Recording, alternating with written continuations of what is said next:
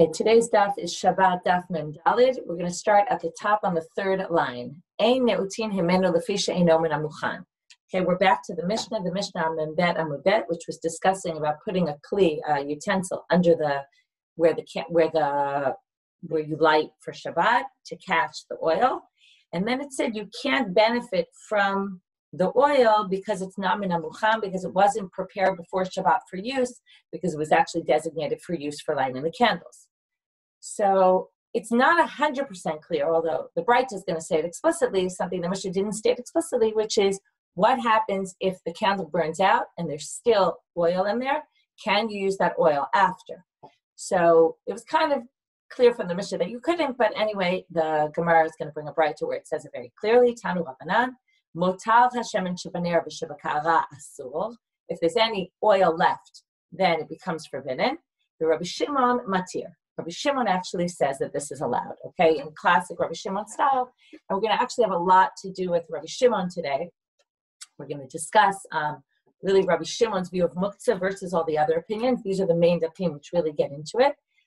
We didn't really do a proper introduction to muktzah when we started the muktzah thing, and we didn't really discuss, which I was trying to spend some time thinking about over Shabbat, about how we started this parak all about bishul, and we're actually going to go to hatmana in the next parak, and all of a sudden in the middle here, we start talking about the candles when we're talking about the candles in, about the lighting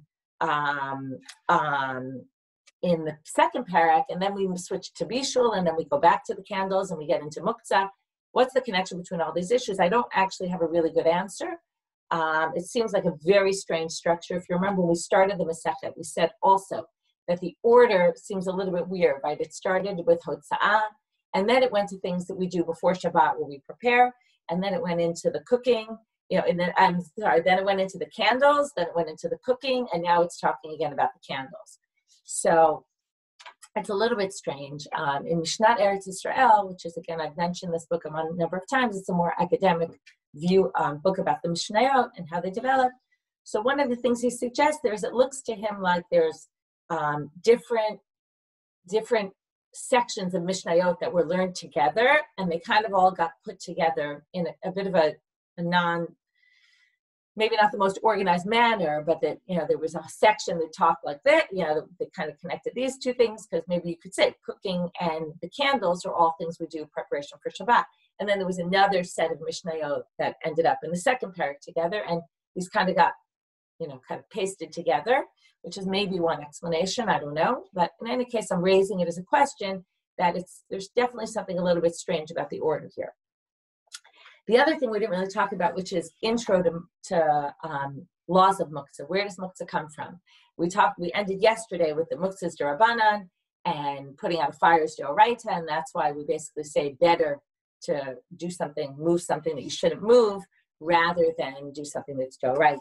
So where does muktzah come from? So the rabbis actually talk about that there's a source for it in the Torah. In Shmot Tet Zayin Pasuk Hey, it says, "V'haya b'yom hashishi v'hechinu et asher yaviu." This is about the man they prepared on Friday. So then the question becomes, what's interesting about this is that what it's basically saying is they prepared everything to be prepared for Shabbat on Friday. That means that, which by the way, maybe is connected with the cooking issue. Maybe that's why this is all connected, because it's about preparing all your food before Shabbat. It's not prepared before, then it becomes muktzah. And then what it seems to be saying is anything that wasn't prepared or able to be accessed, let's say we talk about fruit on a tree, so that would be muktzah because it's not prepared from before Shabbat. So then it's according to the Torah. Now, this isn't directly from the Torah. It's just that we have some sort of allusion to it in the Torah, which makes it, I would say, the stronger aspect of muktzah is actually something you wouldn't have thought of, which is it's forbidden to eat. Right? That's the whole idea. The man had to be prepared before. So now we have that basically the Isser of muktzah that's connected, at least to some pasuk in the Torah, relates specifically to eating, not necessarily to moving, which is generally when we think of muktzah, we can't move an item. Later, the rabbi said, well, also you can't move something that's muktzah. Okay, maybe so that you don't come to eat it, but the original issue really becomes eating, and then after that it became also carrying. And then the issue with carrying is also there's a concern that maybe if we allow you to carry, then you'll end up also carrying from reshut to reshut, okay, which is the whole hotza'ah that we talked about in the beginning of the Masechet. And there seems to be some loose connection between carrying, even though these are two different things, one is carrying outside your house, things that aren't necessarily muktzah, and one is carrying in your house, things that are muktzah. But even though there's no issue to carry in your house, we're worried that if we allow you to carry in your house, then you might carry outside your house. So there seems to be, it's a lack of clarity how this all developed and where this all came from. And that explains why Rabbi Shimon would basically hold, I don't hold by muktzah, basically. In other words, it's something the rabbis kind of created, and Rabbi Shimon doesn't really hold by it. There's going to be a big debate on today's daf, and really, I would say a little bit more off the daf, which means the Rishonim trying to understand the opinion of Rabbi Shimon.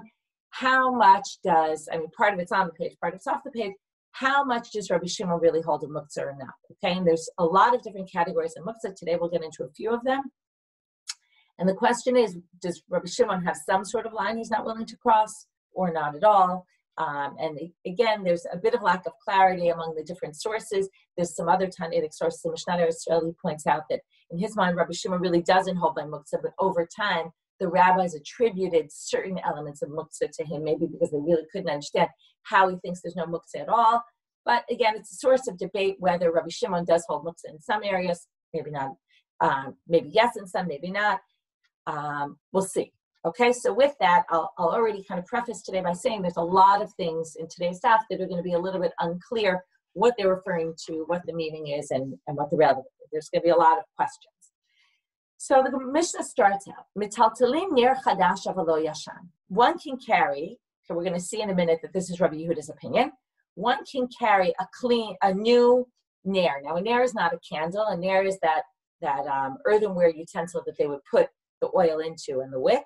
So one can carry that, avalo yashan, but not an old one. What's the problem with the old one? Well, once you've used it, old and new doesn't mean, right? New means never been used. Old means it's been used. Now, once it's used, what happens? Well, if you have an earthenware vessel and you put oil in it, it'll be all slimy and disgusting, and you can't really clean it very well. And it also might have black soot in it from being used. So this is what we call muktzah machmat mi'us. It's something that's disgusting. And something that's disgusting, nobody wants to touch. And if nobody wants to touch it, well then, it's what we call set aside. Nobody really wants to be touching this on Shabbat. So, according to Rabbi Yehuda, you cannot move that. Rabbi Shimon Omer, kol hanerot mitaltalin, all candles can be moved. And again, this all candelabras or whatever word you want to use for it.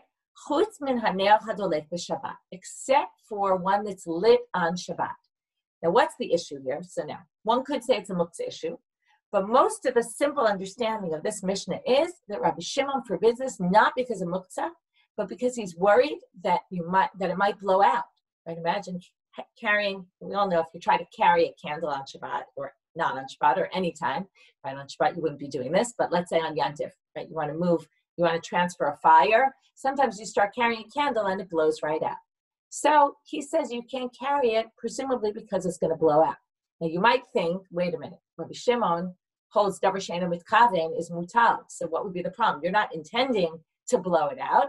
One could say, and it's a bit of a question on Rabbi Shimon, I don't have a good answer, but maybe Rabbi Shimon thinks this would be a psik reisha. Okay, you walk with a candle, it's likely to blow out. So anyway, he says you can't move this on Shabbat. Now, some people read into Rabbi Shimon, and the Gemara for sure is going to read this way. And I'm kind of saying this because sometimes the Mishnah means something and the Gemara understands it differently. The Gemara is going to add other issues to Rabbi Shimon. And it's not just that he's worried it's going to blow out, but he actually thinks that it's muktzah while it's lit. Okay, and this is what we call muktzah machmat isur. You designated this for a purpose that when I lit the candle, I knew that I wasn't going to have anything to do with this the whole time that it's lit because it's Shabbat, and on Shabbat I can't deal with something that was lit. So, right, I can't do anything with it. So therefore, the ner hadolek b'Shabbat he might claim as muktzah. Okay, so there's already a question raised here. Well, what exactly is the problem according to Rabbi Shimon? Does it have to do with muktzah, or is it just you might come to extinguish it, and that's why you can't move it? So in the Mishnah, we see two opinions. We're now going to see more opinions. The Gemara is going to quote a Braita, which is either it's quoted from the Tosefta or it's very similar to a Tosefta in Masechet Shabbat, where we're going to see four opinions here. Mitzaltalin ner chadash avlo yashan. Okay, this is the exact same thing we saw in the Mishnah. Divrei Rabbi Yehuda. As I said, this is Rabbi Yehuda's opinion. You can't move a candle that is already been used. Rabbi Meir Omer, Kol hanerot mitaltalin. He sounds very much like Rabbi Shimon. Anything can be carried. Chutz min haner she'adliku bo b'Shabbat. But, and as I don't hold from muktzah machmat mius, that's not muktzah. But if it was lit on Shabbat, then it's going to be forbidden, but not like Rabbi Shimon, who says it's forbidden while it's lit. He thinks it's forbidden the entire Shabbat. Why? Because what does he hold? Okay, and this is something we talked about before, that once something is designated with its status, bein hashmashot, when Shabbat starts, is going to be its status, how we treat it for the rest of Shabbat. Okay, so since it was already set aside at the beginning of Shabbat, we're now going to say this is set aside for all of Shabbat. So basically, Rabbi Meir says, muktzah machmat isur, and then he says, and then that applies for the entire Shabbat. So if it was asur when Shabbat started, it will be asur later also. Rabbi Shimon Omer, chutz min haner hadolek b'Shabbat, v'kavta mutar l'taltala. So he says only a candle that's lit b'Shabbat, but once it goes out, then it can be carried. This matches what we saw at the Braita right before we started this Mishnah, that the extra shemen in the nair, the extra oil that's left, can be moved according to Rabbi Shimon after it goes out. So he basically holds similar to Rabbi Meir that it's muktzah machmat isur, but he doesn't hold this whole idea about once it was designated ben hashmashot, it's going to be like that for all of Shabbat. No, he doesn't hold like that. He says as soon as it goes out, there's no problem whatsoever. Aval, and here comes the first troubling line that the Gemara is not going to know what to do with. The question is this Rabbi Shimon? Okay, it sounds like it's Rabbi Shimon because it says aval, right? This is allowed. However, something is not allowed. But the Gemara is going to raise a question and maybe think that this isn't Rabbi Shimon. And you'll see why in a minute. And this again goes back to that question of, does Rabbi Shimon hold muktzah? Like, to what extent does Rabbi Shimon, yes, hold muktzah? Aval kos uka'arav ashashit. But if you have a cup with oil in it, or a bowl, or an ashashit, which is this glass kind of jar type thing, lo izizem imkomam. Those cannot be moved at all. So now, if Rabbi Shimon, we don't know yet why he would hold this, but if we say that he holds these things can't be moved at all, then already you see that he does hold muktzah somewhat. If you say someone else says this, and this isn't Rabbi Shimon talking, well, then you can explain it. And so, then you can still stick with Rabbi Shimon, barely holds muktzah, and maybe only holds that the issue is, maybe you'll extinguish it, and that's why you can't move the candle. I like to make order and make things very clear cut. Today's I'm kind of going to raise a lot of questions and not necessarily answer them, but show you that this is why there becomes this range of opinions about Rabbi Shimon when it comes to muktzah. This should be Elazar, not Rabbi Eliezer, because Rabbi Shimon's son was Rabbi Elazar, the one who was in the cave with him. Rabbi Elazar, Rabbi Shimon Omer, mistapek min haner hakava, umin hashemen hamitaftef. It's actually a kaveh. It's a nair that's about to extinguish. Okay, so let's just go one by one. You can use oil. Now, generally, you can't. Why does Rabbi Shimon say you can't take the oil when the candle's lit? Because when the candle's lit, what happens? If you take oil, that's extinguishing because you're going to cause the fire to go out earlier. But Rabbi Shimon says, well, when the candle starts to burn out and you see it's on its way, you can already take the oil because sometimes we know, right? You see it on Hanukkah is the best example. Depending on what candles used for Shabbat. But if you use oil on Hanukkah, you know that sometimes it just burns out even though there's still oil left. So basically we're going to say that when it starts to extinguish, Rabbi Shimon says already at that point, you know there's still going to be oil left, and therefore you could already take the oil at that point. Not only that, he says, umin hashemen hamitaftef, this related to the previous Mishnah about catching the oil that's coming down. Rabbi Shimon didn't think there was a problem using oil that drips down out of the candle. Even when the candle is still lit.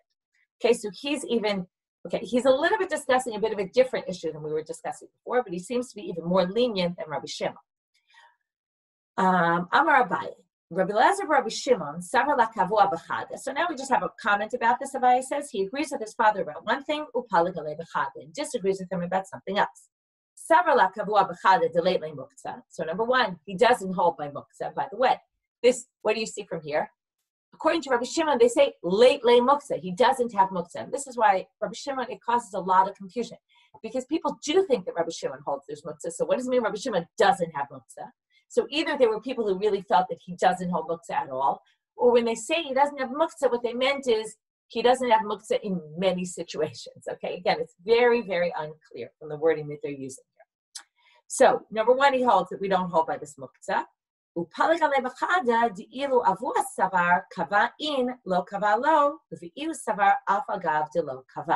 Right? His father said you have to wait till it fully extinguishes before you can use the oil, and he thinks even once it's on its way out, you can already use the oil.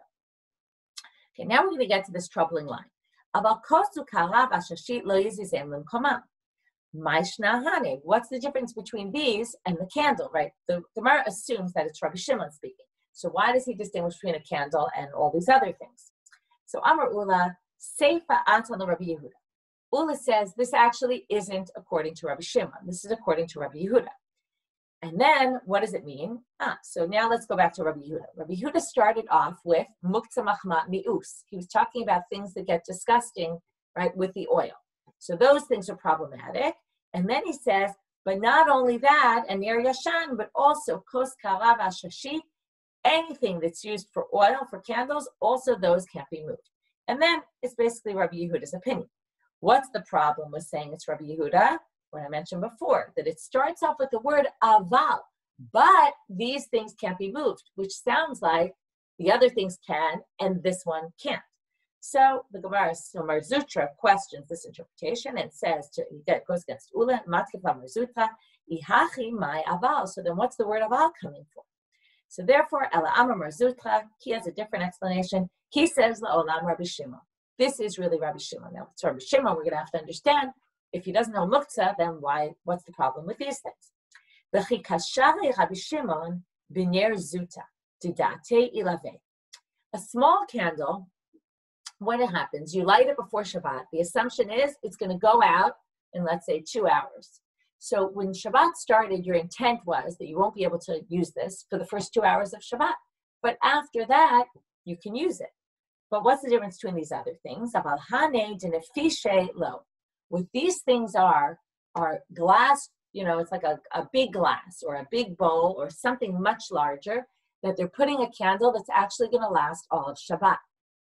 I was thinking about this. It always strikes me as odd. I know this has happened to me. I don't know if it's happened to you, but where I end up having a power failure on Shabbat, right? And sometimes it goes out in the city, and this happened actually not so long ago, and the lights were out. And then I can't remember if it was Shabbat or not, but right, what happens? You start thinking if it's Shabbat, what's going to happen? Actually, it was Shabbat afternoon. What's going to happen as it gets close to the end of Shabbat? It's going to be very dark, right? We've talked a lot about they would light the candles Friday night because it would be very dark when Shabbat comes in. But what about, we never talk about, what about Saturday night, right? At the end of Shabbat, it gets very dark. And they really wouldn't be able to see anything, especially depending on how long Ben Hashmashot is and how many minutes after, right, and how late it is. But for the most part, they were keeping Shabbat till at least Seder Kochavim. So the question becomes, what do they do? So it seemed maybe that's what this was for. The people would light these very long candles so that they would last the entire Shabbat and they'd have a bit of light when Shabbat ended. That's what came into my mind anyway. I don't know if it's true, but it's a thought. So anyway, Rabbi Shimon says, well, if you're going to light your candle, what's the whole idea? When you light it, that you're not going to be able to use it for X amount of hours all the time that it's lit. So in this case, you're going to basically light your candles and assume they're going to be lit all of Shabbat. So in that case, Rabbi Shimon will hold that it's muktzah, because you basically said, right, Rabbi Shimon only thinks it's muktzah if you designate it not to be used. Right? We're going to have all these discussions about other opinions about if you didn't designate it for use, then we're going to say it's muktzah. But Rabbi Shimon's whole idea, and this goes again with davar she'eino mitkaven, which is your intent is what's important. If you intended for it not to be used, then it's muktzah. But if you didn't intend for it not to be used, then we don't call that muktzah. So you had to have had intent to say, this isn't muktzah. Okay, so this thing you would put in the category of he intended not to use it, right? Because he lit it before Shabbat to be lit all of Shabbat. Okay, so those are the two approaches to how to deal with this line. If you see in the chart on the page, I put a question mark, but it's not clear exactly who says this. Okay, moving on. I lost my place. Okay, so now they say, Vahatanya, wait a minute. Okay, we're now 9 lines from the bottom of the page. Vahatanya, but doesn't say in a Braita, Motar Hashemen Shebaner, V'Shebaka'ara, Asur, V'Rabbi Shimon Matir. He says the leftover oil in the candle or in, now what's the important word here? In a bowl, a ka'ara. Now, we just said a minute ago, kos, ka'ara, and ashashit. Those all Rabbi Shimon says are problematic, according to the way we read that line. And this source says, motar Hashemen shebaka'ara is mutar, according to Rabbi Shimon. So what does the Gemara answer? Hatam ka'ara dumiyad dinir. Hacha ka'ara dumiyad dekos. Each ka'ara, okay, this is where, you look like the person you hang out with a lot, right? The word is similar to the other words in the category. So when you have ka'ara next to ner, it's going to be a ka'ara, a bowl that's like a candle, not a big one. But when you have the ka'ara mentioned with the ashashit kos, there the word ka'ara is going to mean a bigger ka'ara. And this makes sense because it's not like there was one author who wrote all the Mishnayot and had to be consistent with the wording. First of all, even people who write a whole book, right, aren't always consistent with what word they use and how they use each word in each context. But especially if we assume these Mishnayot were written by different people, then someone could have used ka'ara and they meant one thing and someone used it and meant something else. So that doesn't bother us. Okay, now we're going to have another line that's going to be very confusing, and the Gemara is going to say, what is he talking about? And then they're going to change what he said. Amar Rabbi Zera, pamot she'idliku bo b'Shabbat. Okay, what's a pamot? Pamot, we know from the modern Hebrew, it's a candelabra. But what it means is it's metal rather than what we've been talking about, the earthenware. So you have a metal candelabra, she'idliku bo b'Shabbat, okay, that was lit on Shabbat. It doesn't mean on Shabbat, it means for Shabbat, okay? It doesn't mean they lit it in a forbidden way. No, they lit it for Shabbat. L'divrei hamatir asur, l'divrei ha'oser mutar. Here comes this very unclear passage. For the one who permits, it's forbidden, and the one who forbids, it's permitted. Okay? So now, who's the one who permits, who's the one who forbids? We actually have four opinions, but let's take the main three. Rabbi Yehuda, because Rabbi Shimon doesn't really disagree about the muktzah issue with Rabbi Shimon. He just had a different opinion about it once it's going out. But we have these three opinions about muktzah. So who's the divrei matir? Who's the divrei al-sel? Is it referring to all three opinions? Is it referring only to two of them? So Rashi has one interpretation. Rabbeinu Tam in Tosfot quotes Rabbeinu Hananel, who has a different interpretation. So we'll start with Rashi. Rashi says, "L'divrei hamatir is Rabbi Meir, who's more matir. What is he matir? The ner yashan. Remember, he says there's no muktzah machmat mius. So he says, according to Rabbi Meir, he permits the ner yashan. He doesn't think it's muktzah machmat mius, but this is going to be forbidden because what does he hold? Once you lit it at the beginning of Shabbat, it will be forbidden for all of Shabbat. So remember, Rabbi Yehuda, it's very tricky because they weren't all talking about the same thing. When Rabbi Yehuda said a ner chadash is okay, but a ner yashan is not, he was talking about a ner yashan that wasn't lit. He was talking about a ner yashan that was used at some point. So it could be, and what we're suggesting here is that Rabbi Yehuda doesn't hold that once it's lit the beginning of Shabbat, it's going to be forbidden all of Shabbat. So if it's a ner yashan that you light at the beginning of Shabbat, it'll be forbidden because it's disgusting. But a pamot doesn't get disgusting. It's only the earthenware that gets really disgusting. And therefore, if it was lit on Shabbat, the divrei amatir, so according to Rabbi Meir, who thinks the ner yashan is okay, he's going to forbid this because it was designated from the beginning of Shabbat, and migo de itzkatzai ben hashmasha, it's going to be forbidden it's going to be designated not to be used for all of Shabbat. And the divrei ha'osir, which is Rabbi Yehuda, he's going to matir this because it's not ma'us. So now the Gemara asks, L'meimra to Rabbi Yehuda, muktzah machmat mius itle, muktzah machmat isur leitle. You want to say that they're assuming there's kind of a gradation here. Muktzah machmat mius is not something that most people think is really a problem. He's very machmir in that. He's going to be machmir in that, but be mekel in machmat isur, that if it was asur from the beginning of Shabbat, it's going to be asur the rest of Shabbat. You think he's not going to say that? So therefore, he rejects what Rabbi Zera says and says like this. He says, and not only that, not only are we going to assume just because he thought machmat mius, he's also going to think machmat isur, we even are going to prove it from a braita that he holds muktzah machmat isur. V'hatanya Rabbi Yehuda Omer kol hanerot shel matechet mitaltalin chutz min haner shedliko bo b'Shabbat. He says explicitly, if you light from matechet, metal, right, some sort of metal candelabra, you can carry it other than, in other words, it's not ma'us, but if it was lit that Shabbat, then you, right, it was lit before Shabbat, you can't use it that Shabbat, you can't carry it. So he says it explicitly, so we certainly can't say that that's Rabbi Yehuda, and therefore they're going to read what Rabbi Zera says, if this is what he said, if he really said something, this must be what he said, we're going to correct it. Amar Rabbi Zera, Hamot shehidliku bo b'Shabbat, divrei hakol asur. What did he really mean? He really meant to say, when it comes to cheres, so not everyone's going to agree it's asur, but when it comes to a metal that was lit on Shabbat, okay, if it's metal, even though the chiddush is what?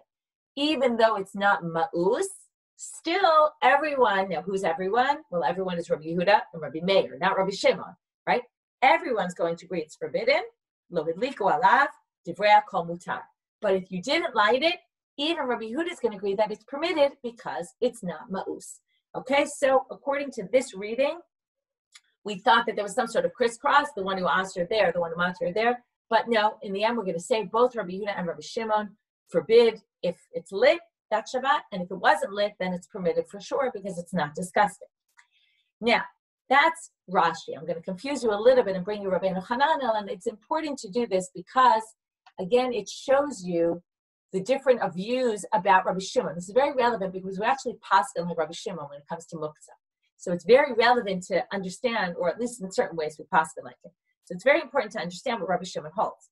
So according to Rabbeinu Tam, who quotes, it's actually Rabbeinu Hananel, he says that really we're talking, he says, how could they not be mentioning Rabbi Shimon, especially if you're talking about the Divrei HaMatir, the one who matirs in muktzah is Rabbi Shimon. So therefore, he thinks that when it says the Divrei HaMatir, it means Rabbi Shimon. And Rabbi Shimon will be Oser, in this case, in this Pamot, and the Divrei HaOser Mutar. Okay, and that he thinks that Rabbi Shimon will forbid this, and the other opinion will permit it. Now, why? How could you possibly say that Rabbi Shimon would forbid this? So what's the reason? Well, a Pamot, he claims, is very large, just like the Kos and Nashashit and all that. And that a Pamot is very large, and he even quotes something at the end of Perikol Kitvei, where it says the Pamotot shel Beit Rabbi, and they were very large. So he says, there you see the Pamotot were very large, and that's why Rabbi Shimon will forbid it. Then the question is going to be, why did they think L'divrei ha'oser mutar? But then anyway, the Gemara rejects that reading. So basically, we're going to say, according to him, L'divrei ha'oser is Rabbi Meir and Rabbi Yehuda. And then they're going to say, but you certainly can't say that about Rabbi Yehuda. And then they basically reject that and then say, really what Rabbi Zera meant was, Kamot shedliku b'Shabbat, everyone agrees it's asur because it's so large. So even Rabbi Shimon will agree. But if lo hidliku alav, everybody agrees it's mutar because there's no bi'us and there's no isur and there's nothing basically. Okay, and that's the second way to read this, which again affects, how you view Rabbi Shimon. Okay, Amar Rabbi Yehuda Amar Rav. Mitash yifdal lamo. Now we're going to get into another muktzah issue. We're going to see Rav's opinion, and then we're going to have some questions on Rav.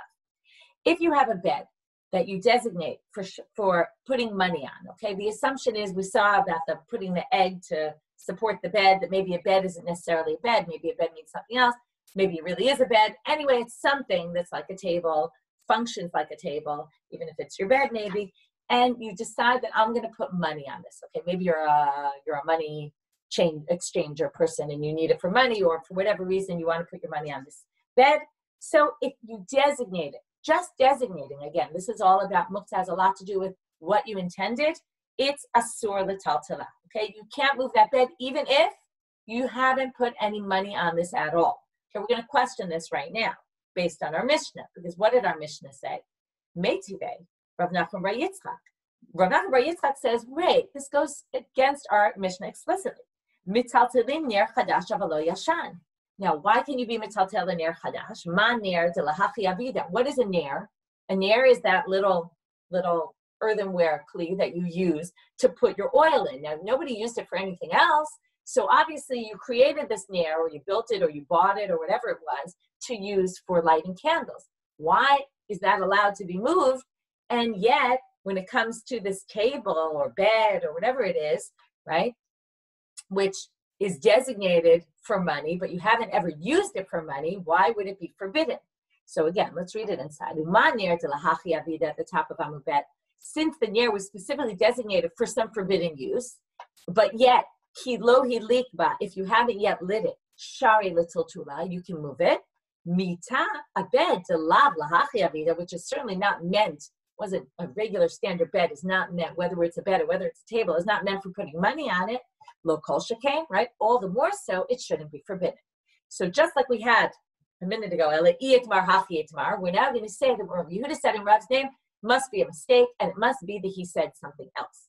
Okay, this comes up very often where it can't possibly be that this is what he said. We can go against an explicit Mishnah, so therefore we have to reread it. So this must be what he said. If you designated a bed for putting money on it, asur hiniach aleha ma'ot, asur l'taltila. Lo hiniach aleha ma'ot, mutar l'taltila. Now it matches our Mishnah perfectly. You designated this bed to use for money. If you already put money on it, not even on Shabbat, let's say you put money on it on Wednesday or Sunday or whatever day it was, you started using it for its purpose, then you can no longer move this bed. However, if you never put money on the bed, then at this point you can still move the bed because it was only in your mind, it hasn't yet been used. This is very similar to the things we had about the bathroom, about davening at a place where there was a bathroom and it hadn't ever been used as a bathroom. Can you daven there or can't you? It's the same kind of, it's similar kind of idea. Lo yichda lema'ot. Okay, now we have the second option. Let's say you didn't designate it for use to put money, but you did put money on it before Shabbat and you left it on there on Shabbat. So if yesh aleha ma'ot, if there's money on this bed right now, asur l'taltala. You can't move this bed right now because there's money on it. Okay? This is what we call a basis l'davar asur. This is supporting something that's forbidden. Anything that functions as a basis for something that's forbidden is forbidden to be moved. So even though you didn't designate this bed for the purposes of money, but you put money on it right now, before Shabbat, and you left it there, now you can't move this bed. Ein aleha ma'ot, but if it doesn't have any money on it, then mutar l'taltala. Well, that's obvious because it wasn't specified that it was going to be used for money, and you're not using it for money. Okay, someone asked here, is it forbidden or can you retract it for the next Shabbat? But if you didn't designate it as a bed, then it all depends on, is there money on it, is there not money on it? So the next Shabbat, if there's no money on it, then, right, it's the kind of thing that would happen in my house where, you do it once and then you remember, I'll make sure next Shabbat not to make sure I move my money off of this before Shabbat. This doesn't mean, by the way, you can't sleep in the bed. You can sleep in the bed. You just can't move the bed because the bed is muktzah to be moved, right? Nobody said you can't lie on top of the bed. That's right. That's not, muktzah is actually moving it. So someone asked about having this done 3 times. Is that considered designated? I don't think so. I think it's only if you're specifically designating the bed.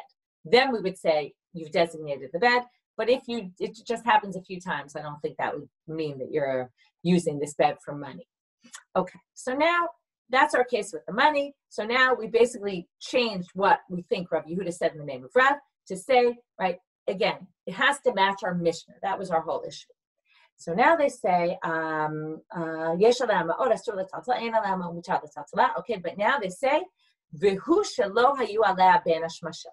if it doesn't have money on it, you can move it as long as there was no money on it, ben hashmashot. But this is like what we said before in Rabbi Meir's opinion. Once something had money on it in ben hashmashot, then we're going to assume it was designated that this is going to have money on it for Shabbat. Okay? Amar Ula. Now Ula comes and says, Mativ Rabbi Eliezer, or maybe it's Rabbi Elazar. Mativ Rabbi Elazar. He brings a Mishnah in Kalim. Okay, this Mishnah in Kalim, there's a lot of different interpretations of certain things here. I'm going to go with one approach. So if you happen to look in your commentary and say they understand some of these cases differently, that's just because there's lots of ways to understand this. Since it's not our central issue, I'm not going to go into all the interpretations. But a muchni, okay, what even a muchni is a bit of a debate. It seems, there's a nice picture in the Quran if you have it. There's a wagon, okay, a square wagon with, kind of it's enclosed, like it's enclosed area. So somewhere they said also it would carry people in it. They would carry people in this wagon. So it was a big wagon, had sides to it, and it had wheels. So the wheels, like a wagon would have, the wheels are a separate, we're not going to talk about, according to this part of the Mishnah, Bisman shehi nishmetet, if you could take off the whole apparatus with the wheels. Imagine, right, I'm thinking of, like kids have these little wagon toys, right? And sometimes you can separate the wheels, or those building toys, right? You can kind of take the wheels off. You can make a wagon that sits on the wheels. You can take them off the wheels. So if it can come on and off, ein chiborla. Now we're in taharot here, so this is kalim, all about tum and tara, purity and impurity. What does this mean? It means that if part of it, if the wagon becomes impure, it doesn't affect the wheels. Or if the wheels become impure, it doesn't affect the wagon. Or if the wagon is too big that it can't accept impurity at all. Remember, we learned about that the other day. If it has 40 se'ah, then it's not even considered a utensil and it can't become impure. But the wheels are separate from it, so the wheels could become impure even if it can't become impure. It doesn't get measured when you try to measure, does this utensil have 40 se'ah? So you don't count the two of them together because they're not considered connected. Each are kind of separate parts. Right? I'm thinking of these connects that we have in the house, right? That, everything is kind of separate and can be separated. Okay, again, there's a bit of a debate what this means. I'll go with one interpretation. If you have this wagon and it, let's say, is driving over a dead body, now a dead, or let's say even a grave, okay? So now what do we say? The tumah goes up, straight up. Unless you have, and this is a wagon, it's kind of like a box, an enclosed area, everything in the wagon is protected, okay? It doesn't, especially if it's covered or even not, you could say the bottom of it. If the bottom is solid, then it prevents the tumah from going beyond the bottom. Again, like I said, there's going to be many different interpretations. I'm going with one. So this prevents tumah from getting in. But the muchni, okay, now there's an assumption here that the muchni wasn't just wheels with right, there's usually like a beam that connects the wheels. Somehow there was also something on this muchni where you could put things, because soon we're going to see if they put money in the muchni. Okay, that's going to be the relevant case for our purposes. So if there's something on the muchni or something sticking out of the wagon, the muchni is not going to prevent that from becoming tameh. In other words, only things that are inside the wagon are prevented from becoming tameh, but anything hanging out the sides next to the muchni are not. That's what it means, ein matzelet ima ba'olmei. It's not the only interpretation. It's not a perfect interpretation. There's other ways of understanding it, but we'll stick with that. Ve'ein gorarin ota b'shabbat bizman sheyesh aleha ma'ot. If there's money on the muchni, okay, so it's not just a wheel. It's a wheel that has some sort of area. Again, there's this beam that connects the two wheels. So maybe on there people would put money. Okay, think about it, a stroller, right? We're always sticking things on strollers, right? To just help carry things. So imagine you have this wagon and it's carrying people and there was a thing, so they stuck it underneath, right? So wherever they could find a place, they put some money there. So, so what does this seem to imply?